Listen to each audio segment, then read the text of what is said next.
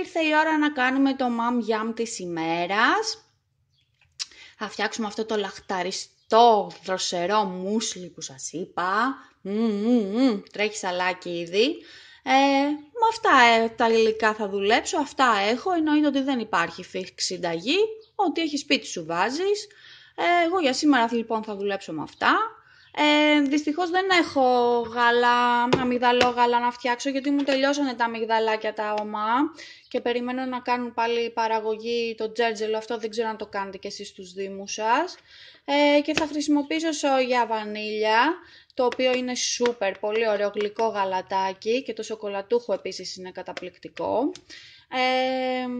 Θα βάλω μισό μήλο, γιατί το ένα μου πέφτει μεγάλο. Εννοείται κανέλα και αιλάνης, μερικά ξηροκάρπια, σταφιδούλα. Θα βάλω νυφάδες βρώμης, γιατί δυστυχώς το πίτουρο μου τελείωσε. Εγώ ζω με πίτουρο, όχι με τις νυφάδες. Αυτές τις είχε πάρει η Τζέννη και μου τις έδωσε, γιατί έχουν πολύ μεγάλη διαφορά.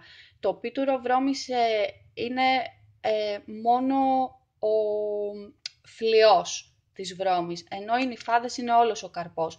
Πράγμα που σημαίνει ότι το πίτουρο έχει πολύ περισσότερες φυτικές ίνες και πολύ περισσότερη πρωτεΐνη. Άμα το ψάξετε θα δείτε, είναι πολύ καλύτερο. Τέλος πάντων, συνεχίζω. Θα βάλω ένα τσικ ταχινάκι, γιατί μου αρέσει, και θα συμπληρώσω και λίγο μελάκι για να μου ισορροπήσει το ταχίνι. Όχι ότι δηλαδή χρειάζεται ζάχαρη, είναι ήδη αρκετά γλυκό, αλλά και για τα καλά του. Λοιπόν, ανακατεύω, κάνω, δείχνω και σας το βλέπετε μετά. Ταράν! Breakfast is served. Λοιπόν, το άφησα αυτό, έβαλα πρώτες μέσα τις νυφάδες για να αρχίσουν λιγάκι έτσι να πίζουνε. Μπόλικη κανελίτσα. Έφτιαξα καφέ και στύψα και ένα πορτοκάλι με παγάκια και νερό. Δεν έβαλα παραπάνω από ένα πορτοκάλι, μην πάθει κανένα εγκεφαλικό το ζάχαρο του αίματος μου. Και αυτά. Πες μου τώρα εσύ, με μια τέτοια πρωινάρα, πώς να μην είσαι ντούρασελ μετά.